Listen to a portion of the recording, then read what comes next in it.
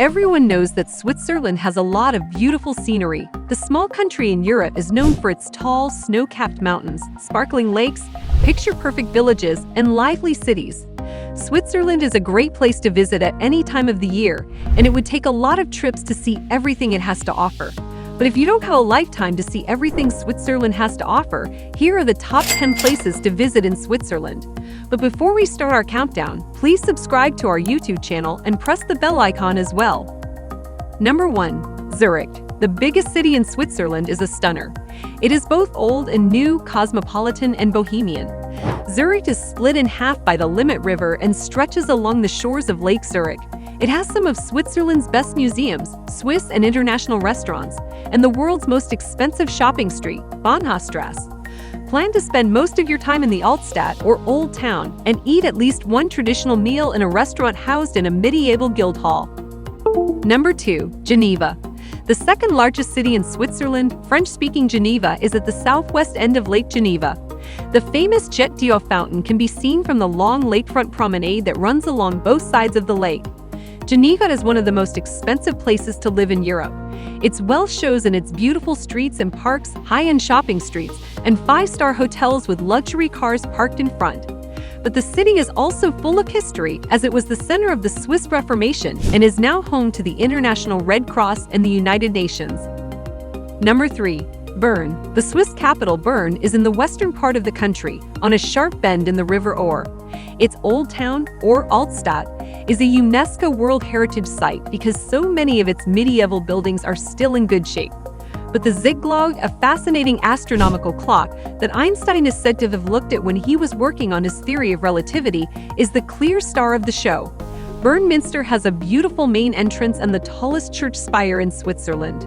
Modern art fans can go to Zentrum Paul Klee, a museum about the country's most famous artist. Number 4. Lucerne. Like so many Swiss cities, Lucerne is beautiful and easy to get around on foot. It is on Lake Lucerne, and the Alps are in the background.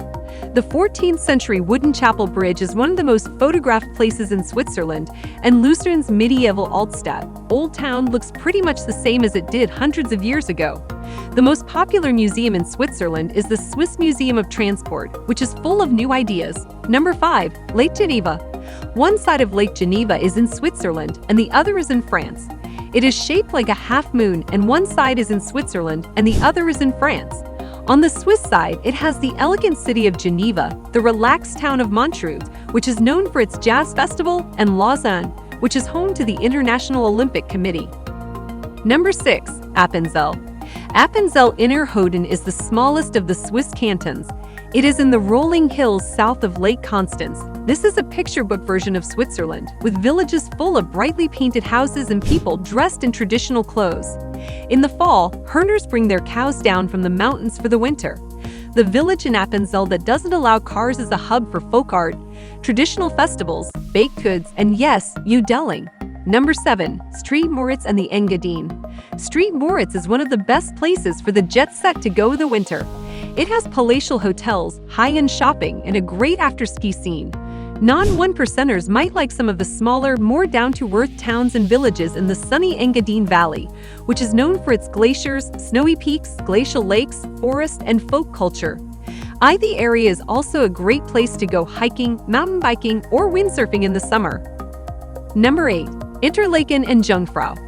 Interlaken is a nice town between Lakes Thun and Brienz.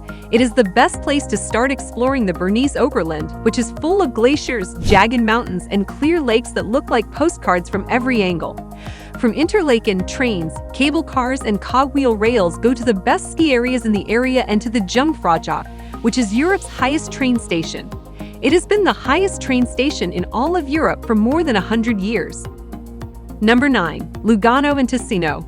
When you get to Ticino, which is stuck between the Alps and the border with Italy, you might think you've gone into Italy.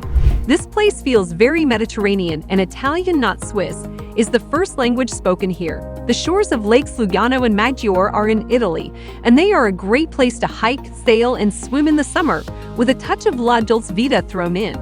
The city on the shore of Lake Lugano is the region's busy center, but if you climb or take a cable car up any mountain, you'll find quiet, rustic villages, clean air, and traditional country inns and restaurants. Number 10. Zermatt. The Matterhorn is a big thing that can be seen from the mountain town of Zermatt, which does not allow cars. The most famous mountain peak in Europe brings a lot of people to this otherwise quiet valley town for skiing, ice climbing, hard summer hikes, and mountain biking. You can also do a lot of relaxing sightseeing here, and the views are always great. A mountaineering museum, traditional restaurants, high-end spas, and comfortable, but not cheap, hotels can keep you busy for a few days. These are the top 10 places to visit in Switzerland. If you like the video, leave a comment and also subscribe to our channel for more top 10 videos. Press the bell icon for all the latest updates. Thanks for watching.